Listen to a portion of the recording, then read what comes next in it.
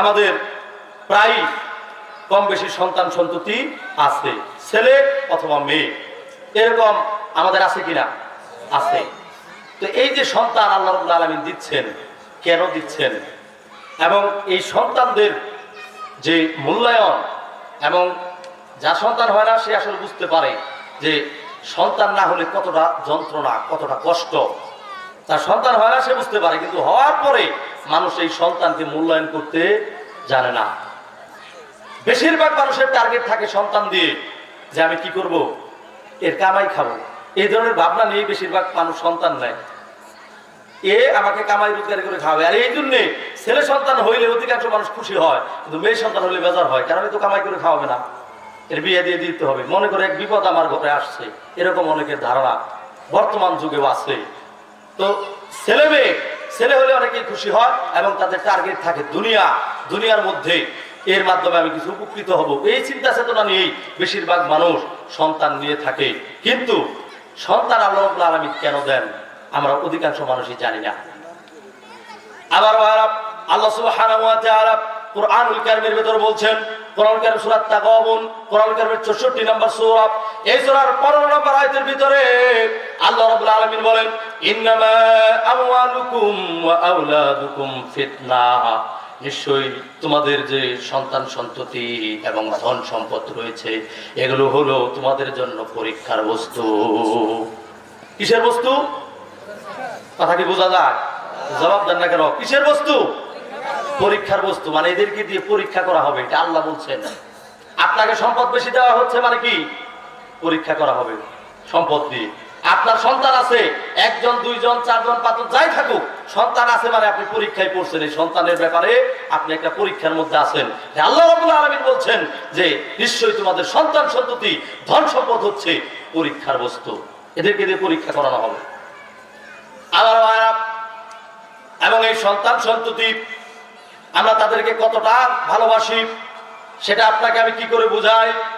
যদি উদাহরণ দেই, কনকনে শীতের মধ্যে আপনার আমার সন্তান যদি বিছানার মধ্যে যদি প্রস্রাব পায়খানা করে, একের পর এক বিছানাটা যদি একবারে ভর্তি করে ফেলে, আপনি আমি বিশেষ করে মায়েরা কি করে, কাপড় পাল্টাতে পাল্টাতে যখন কাপড় আর থাকে না, তখন নিজে ওই মা কি করে, ওই ভিজা শীতে, কনকনে শীতের মধ্যে ভিজা বিছানার মধ্যে নিজে শুয়ে সন্তানকে বুকের মধ্যে রেখে এরপরে ওই সন্তানকে যেন শীতের মধ্যে কষ্ট না হয়।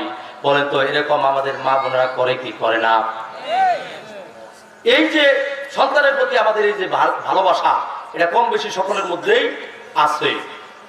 এই যে ভালোবাসা এই সন্তানের প্রতি, কিন্তু এই সন্তান জাহান্নামে যাক এটা আমরা চাই কিনা? চান নাকি? কেউই আমরা কিন্তু চাই না। আমরা সকলেই এটাই চাই আমার সন্তানটা দুনিয়াতে সুখে জীবন যাপন করুক, দুনিয়া নিয়ে আমাদের চিন্তা।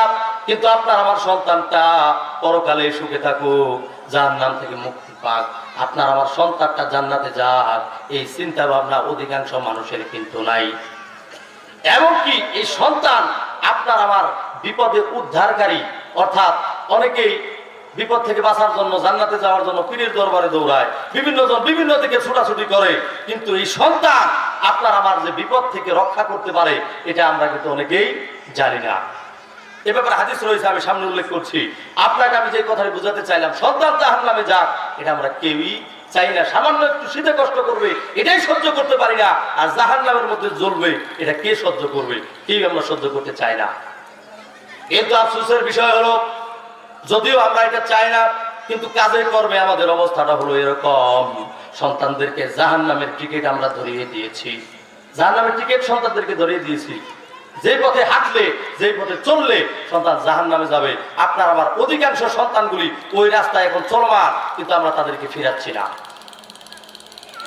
এই জন্য আমার ভাইরা, আপনি আমি যদি একটু কম্পেয়ার করি, একটু বিবেচনা করি, আমরা বুঝতে পারবো যে আপনার আমার সন্তান বেনামাজি, নামাজ পড়ে না। আচ্ছা, বেনামাজি যদি হয় কোথায় যাবে?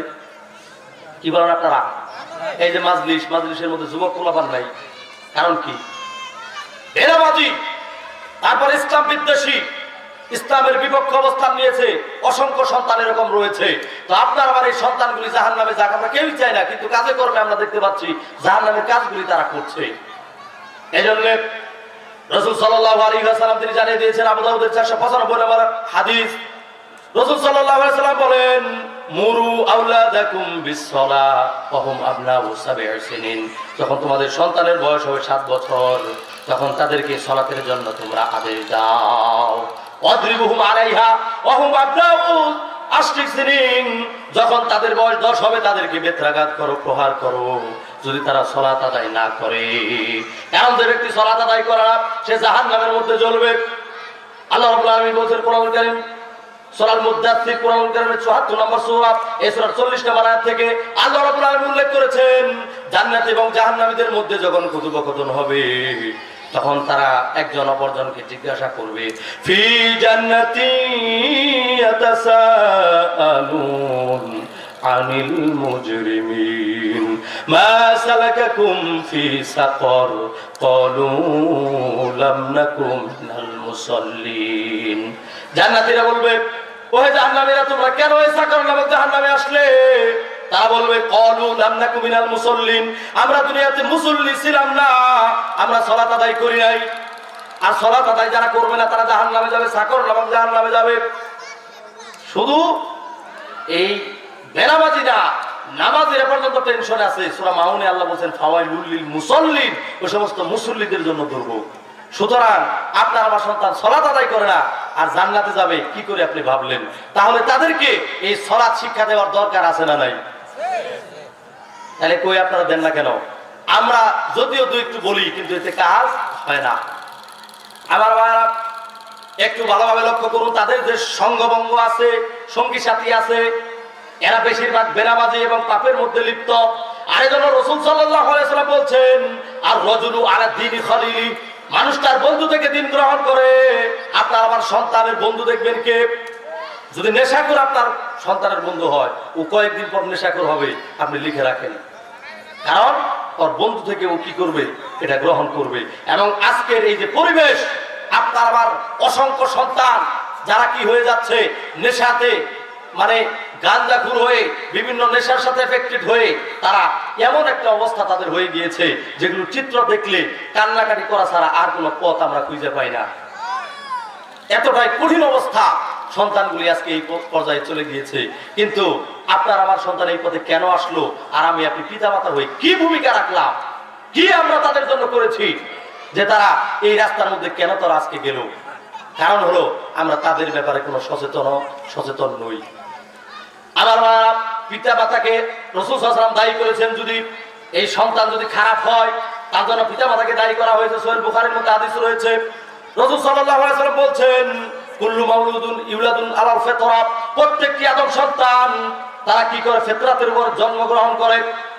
ফাআবাহু আও হাওয়াদানিহি আও নাসরানিহি আও মাজ্জিসানিহি, অতঃপর তার পিতামাতা তাকে কি বানায়? ইহুদি বানায়। পিতামাতা তাকে নাসারা বানায়, পিতামাতা তাকে অগ্নি পূজক বানায়। এটা রাসূল সাল্লাল্লাহু আলাইহি ওয়াসাল্লাম বলছেন। তাহলে এই যে সন্তানটা জন্মগ্রহণ করে এরা কিন্তু ফিতরাতের উপর, ইসলামের উপরে জন্মগ্রহণ করে। এদেরকে খারাপটা কে বানায়? রাসূল সাল্লাল্লাহু আলাইহি ওয়াসাল্লাম বলছেন এদেরকে খারাপ বানায় হলো পিতামাতা। তাহলে এই যে পিতামাতারা নিজেরা কোনো দায়ভার নিতেছেন না, যখনই বলা হয় ছেলেটা কেমনি খারাপ হইলো, যত দোষ নন্দ ঘোষ, সব অন্যদিকে আমরা বলি, কিন্তু পিতামাতা হয়ে আমার যে দোষ, আমরা দোষ নিজেদের ঘাড়ে একবারও নেই না। আপনি আফসোস করবেন আপনার এই সন্তান যখন জাহান্নামের মধ্যে যাবে। কোরআনুল কারীমে আল্লাহ উল্লেখ করেছেন, কাল কিয়ামতের ময়দানে সন্তানগুলি যখন জাহান্নামী হয়ে যাবে তখন তারা কি ফরিয়াদ করবে? আল্লাহর কাছে তারা বলতে থাকবে, আল্লাহর কাছে বলবে, ওয়াকালাল্লাযীনা কাফারু রব্বানা আরিনাল্লাযাইনি আযাল্লানা মিনাল জিন্নি ওয়াল ইনস নাজআলহুমা তাহতা আকদামিনা লিয়াকুনা মিনাল আসফালিন।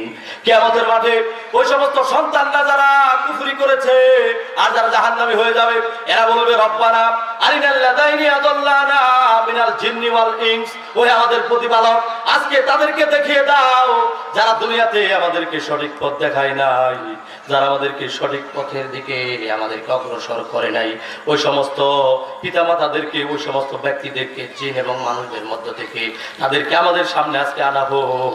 না যে আলহুমা তাহতা আকদামিনা, আমরা কি করব? আজকে আমাদের পায়ের নিচে পিষ্ট করে আমরা আজকে জাহান্নামে যেতে চাই।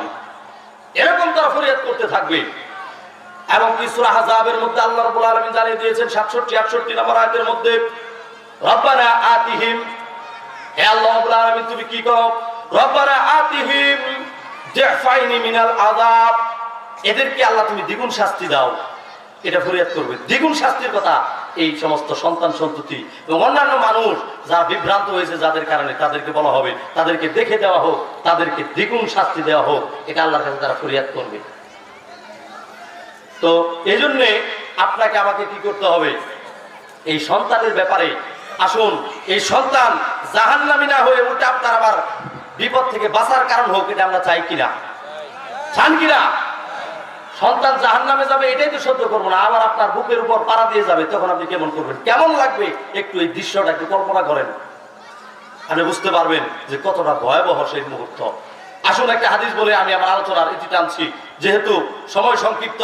আমার এই সন্তান সন্ততি আপনার আমার বুকের উপর পাড়া দিয়ে জাহান্নামে যাক, এটা আমরা চাই না, এবং তারা জাহান্নামী হোক এটাও আমরা চাই না।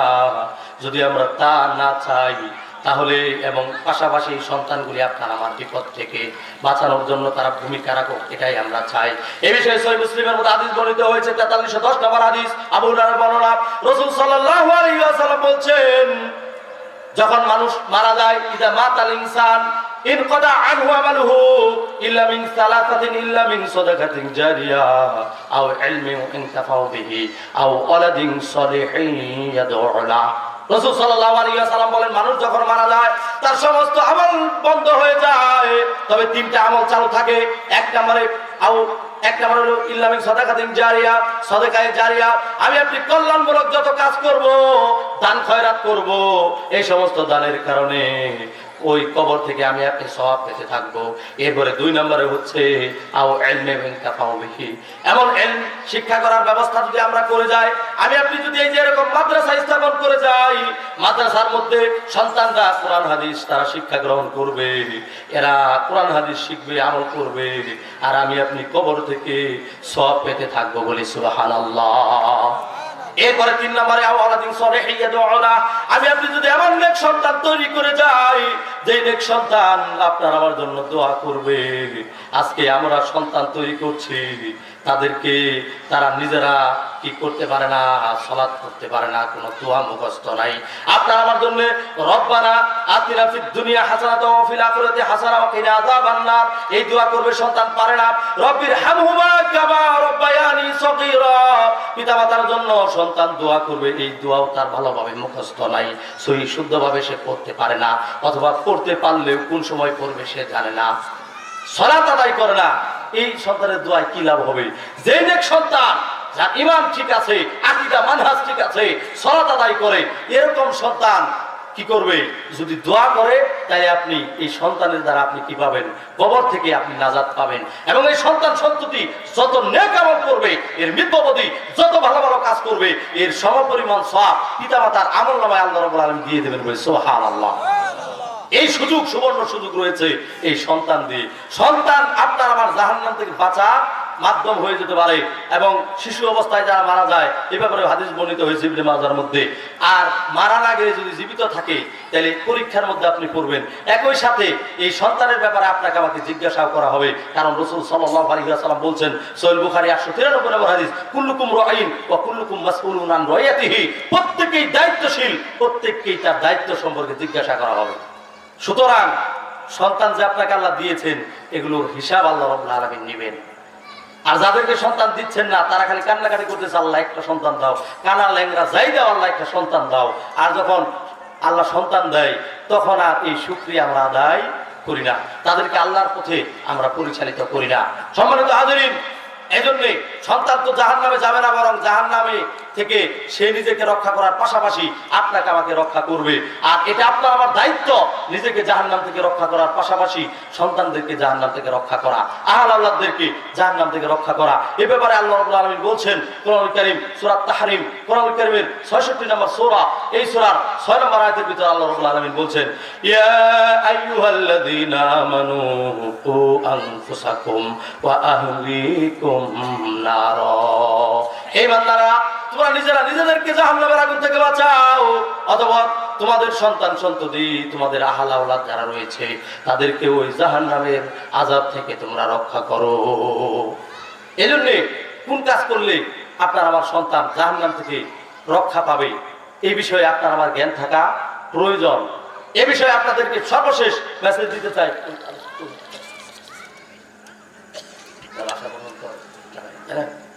তো এই যে সন্তান সন্ততি, আরে আমরা নিজেরাই তো জাহান্নাম থেকে নিজেদেরকে রক্ষা করতে পারি নাই। এবং বর্তমান সমাজের যে পরিস্থিতি, এই এলাকার মধ্যে যোগ্য আলেম, যে এলাকার মধ্যে আলেম ওলামা থাকে, তারা মানুষদেরকে আল্লাহর দিকে আহ্বান করে বুঝাতে থাকে, এভাবে মানুষ আস্তে আস্তে কি হতে থাকে, দিনের দিকে অগ্রসর হয়, পাপ কাজ বর্জন করে। এমনকি এই জন্য একজন লোক প্রয়োজন, একজন লোক তৈরি করা প্রয়োজন। এ ব্যাপারে কোরআন কারীম সূরা তাওবা, কোরআন কারীমের 9 নম্বর সূরা 122 নম্বর আয়াতের মধ্যে আল্লাহ রাব্বুল আলামিন বলছেন যে তোমাদের মধ্যে একটা দল কেন বের হয় না, এবং তারা লিয়াতাফাক্কাহু ফিদ্দীন, দ্বীনের গভীর জ্ঞান অর্জন করে তাদের স্বজাতির নিকটে কেন তারা এগুলো তারা পেশ করে না। আজকে এই দেশে এই এলাকাতে আলেম না থাকার কারণে কতটা দুরবস্থায়, কঠিন পরিস্থিতিতে এই এলাকার মানুষজন আছে আমরা জানি। এই এলাকার মধ্যে যতগুলো এনজিও রয়েছে, সুদভিত্তিক প্রতিষ্ঠান রয়েছে, আমি বিভিন্ন জায়গায় ঘুরে গবেষণা করে দেখেছি এই এলাকার চাইতে এত বেশি প্রতিষ্ঠান, সুদভিত্তিক প্রতিষ্ঠান অন্য কোনো এলাকার মধ্যে নাই। আপনি ক্যালকুলেশন করেন, অনেকদিন আগে আমাকে একজন বলছে 37টা আছে। এগুলো কেন হয়? এলম না থাকার কারণে, এবং কি এই এলাকাতে আলেম না থাকার কারণে। এবং এই আলেম তৈরি করার জন্য মার্কাজ হচ্ছে মাদ্রাসা। এই জন্য এই এলাকার মধ্যে সর্বপ্রথম আমরা এই মাদ্রাসাগুলি নিয়ে এসেছি আপনাদের সহযোগিতায়, যাতে করে এই এলাকায় আলেম তৈরি হয়। এবং এরা কি করবে? মানুষদেরকে সৎ কাজের আদেশ দিবে, অসৎ কাজের নিষেধ করবে। আল্লাহ রাব্বুল আলামিন বলছেন কোরআন কারীম সূরা আল ইমরান 3 নম্বর সূরা 110 নম্বর আয়াতের ভিতরে আল্লাহ রাব্বুল আলামিন বলছেন ওয়াতাকুম মিনকুম উম্মাতুন ইয়াদউনা ইলাল খায়র তা'মুরুনা বিল মা'রুফ ওয়া তানহাউনা আনিল মুনকার ওয়া তু'মিনুনা বিল্লাহ। আল্লাহ রাব্বুল আলামিন বলছেন তোমাদের মধ্য থেকে একটা দল থাকা চাই যারা কি করবে? মানুষদেরকে আল্লাহর এই সৎ কাজের দিকে আহ্বান করবে এবং অসৎ কাজের নিষেধ করবে। এই যে অসৎ কাজগুলি আমাদের সমাজের মধ্যে হচ্ছে, কারা তাদেরকে নিষেধ করবে? আর যখন আযাব গজব আপনার আমার উপর আসবে, যদি আমরা এগুলোকে না ফিরাই, তাহলে আপনার আমার উপরেও গজব আপতিত হবে। এ ব্যাপারে আরেকটা প্রসিদ্ধ হাদিস, দুতলা বিশিষ্ট নৌকার রাসূল সাল্লাল্লাহু আলাইহি ওয়াসাল্লাম উদাহরণ দিয়েছেন যে নিচতলার মানুষ এবং উপরতলার মানুষ আছে। তো উপরতলার এই নিচতলার মানুষেরা উপরতলায় পানি আনতে যায়, উপরতলার লোক বলতেছে তোমরা এখানে পানি নিতে আইসো না। তো তারা নিচ থেকেই চিন্তা করলো আমরা কি করব, নৌকার তলিটাকে ফুটো করে আমরা পানি উঠাবো। এখন এরা যদি এই কোরাল দিয়ে নৌকা ফুটো করে, বলেন উপরতলার মানুষ সহ এই নৌকা ডুববে কিনা? সবাই ধ্বংস হবে। এজন্য রাসূল সাল্লাল্লাহু আলাইহি ওয়াসাল্লাম উদাহরণ দিয়েছেন, যদি তোমরা এই নিস্তলার মানুষদেরকে যদি তোমরা না ফিরাও, তাহলে সবাই ধ্বংস হবে। ঠিক একইভাবে সমাজের মধ্যে যদি অন্যায়, এই সমস্ত জুলুম নির্যাতন, এগুলো যদি আমরা বন্ধ করার জন্য একজন লোক আমরা তৈরি না করি, দাঈ আল্লাহ যদি আমরা তৈরি না করি, এই সমাজের এই অসৎ কাজগুলি বন্ধ হবে না। এটা তো লোক তৈরি করা প্রয়োজন। আর যে লোক হবে ইলমওয়ালা, আপনি রাস্তা দেখাইতে আসছেন, আপনি নিজেই অন্ধ, কি রাস্তা দেখাইবেন? আপনি যদি নিজেই অন্ধ থাকেন, রাস্তা দেখাইতে পারবেন? এই জন্য চক্ষুওয়ালা লোক প্রয়োজন, আলো যুক্তওয়ালা লোক প্রয়োজন, এলম যাদের এরকম ভাবে যারা পড়াশোনা করে জ্ঞান অর্জন করবে এবং মানুষদেরকে অন্ধকার থেকে আলোর দিকে নিয়ে আসবে। এই জন্য আমার ভাইরা, আমরা প্রত্যেকেই চেষ্টা করব। কেননা যদি আমরা এরকম এলমবিহীন ফতোয়া দেই, এদেশে অসংখ্য ফতোয়া এদেশে চলমান আছে, চলছে, ফতোয়া দিচ্ছে, ভুল ফতোয়া দিয়ে জাতিকে ধ্বংস করছে। এই ব্যাপারে প্রসিদ্ধ একটা হাদিস আপনার সামনে আমি উল্লেখ করছি। সফরের মধ্যে কিছু সাহাবী রয়েছেন, আবু দাউদে 325 নম্বর হাদিসে বর্ণিত হয়েছে। সফরের মধ্যে কিছু সাহাবী গিয়েছেন, এর মধ্যে রাত্রিতে কি হলো, এক সাহাবীর মাথার মধ্যে আঘাত লেগে সে রক্তাক্ত হয়েছে এবং রাতে সে স্বপ্নদোষ হয়েছে, তার মানে অপবিত্র হয়েছে। সে জিজ্ঞাসা করলো আমি কিভাবে পবিত্র হব, আমাকে গোসল করা লাগবে নাকি তায়াম্মুম করলে হবে? তারা ফতোয়া দিল এক যুগে তোমার গোসলই করতে হবে। তো গোসল করার পরে এই লোক মারা গেল। রাসূল সাল্লাল্লাহু আলাইহি ওয়াসাল্লাম যারা এই যে ভুল ফতোয়া দিয়েছে তাদেরকে দায়ী করলেন। তিনি বললেন এরা কেন তাকে হত্যা করলো, কেন তারা জেনে নিল না, জেনে নিয়ে কেন এই মাসালা দিল না? এর জন্য তো তায়াম্মুম করলে কি হতো, যথেষ্ট হতো। বরং তার জন্য বিধান হলো তায়াম্মুম। যেহেতু সে এই পানি দিয়ে গোসল করতে গেলে তার কি মৃত্যুবরণ করার আশঙ্কা রয়েছে, তাহলে এই যে ফতোয়া দেওয়ার ক্ষেত্রে আলেম ওলামা প্রয়োজন, আমরা অনেকেই বুঝি না। আমাদের দেশে আহলুল হাদিস যারা বিভিন্ন ঘরানার মানুষ এখানে বসবাস করে, কিন্তু অনেকের মনোভাব এমন হয়েছে, দুই চারটা হাদিস জানার পরে এমন অবস্থা হয় মনে করে আমি সব জানি। নিজেই ফতোয়া দেওয়া শুরু করে অসংখ্য মানুষ সমাজের মধ্যে তৈরি হয়ে গিয়েছে নিজেদের সন্তানদেরকে আলেম বানানোর কোনো প্রয়োজন মনে করে না, সন্তানদেরকে এমন শিক্ষা ব্যবস্থার মধ্যে দিয়েছে, কুফরি শিক্ষা ব্যবস্থার মাধ্যমে সন্তান লেখাপড়া করে নিজে যেমন জাহান্নামে যাবে, আপনাকে আমাকে জাহান্নামের মধ্যে নিয়ে যাবে। সুতরাং আপনাকে আমাকে এখনই সোচ্চার হতে হবে। এলাকাতে প্রতিষ্ঠান ছিল না, এজন্য আপনারা উজর পেশ করতে পেরেছেন, কিন্তু এখন প্রতিষ্ঠান হয়েছে। এই প্রতিষ্ঠান এখন পঞ্চম শ্রেণী পর্যন্ত আছে। আমাদের নিয়ত রয়েছে আমরা আস্তে আস্তে এটাকে কওমি মাদ্রাসা করে একেবারে আলেম যেন হতে পারে সেই পর্যন্ত আমরা এগিয়ে নিয়ে যাব। পাশাপাশি এবং আমরা মেয়েদের জন্য আলাদা একটা শাখাও আমরা নিয়ে এসেছি, মেয়েরাও যেন আলেমা হতে পারে। কারণ যদি জাতিকে আমরা রক্ষা করতে চাই, আলেম আলেমা প্রয়োজন। তো এই জন্যে আমরা এই মাদ্রাসাগুলির যে কতটা গুরুত্ব আপনাদেরকে দু এক কথা বলে দু এক ওয়াজ দিয়ে বোঝানো সম্ভব নয়। তো যাই হোক, আমি আমাদের সম্মানিত আজকের ইসলামী সম্মেলনের সম্মানিত দ্বিতীয় আলোচক বন্ধুবর শায়েখ ডক্টর শফিকুল ইসলাম এসে উপস্থিত হয়েছেন। আমি আর আমার আলোচনাকে দীর্ঘায়িত করলাম না, আমি এখানেই আমার আলোচনা রীতি টানছি। সর্বোপরি আপনাদেরকে যে বিষয়টি আমি বোঝাতে চাইলাম যে সন্তানের ব্যাপারে, যাদের সন্তান বড় হয়ে গিয়েছে আপনারা বিভিন্নভাবে মসজিদ ভিত্তিক বিভিন্নভাবে সন্তানদেরকে কোরআন শিক্ষা সহ বিভিন্নভাবে তাদেরকে জাহান্নাম থেকে ফেরানোর ব্যবস্থা করেন। আর যেগুলো ছোট ছোট আছে এদেরকে আপনারা মাদ্রাসার সাথে আপনারা জড়িয়ে দিবেন। আল্লাহ রাব্বুল আলামিন আমাদেরকে জাহান্নাম থেকে বাঁচার এবং সন্তানদেরকে জাহান্নাম থেকে বাঁচার সেই তৌফিক আল্লাহ রাব্বুল আলামিন আমাদেরকে দান করুন। সকলে বলি আমিন।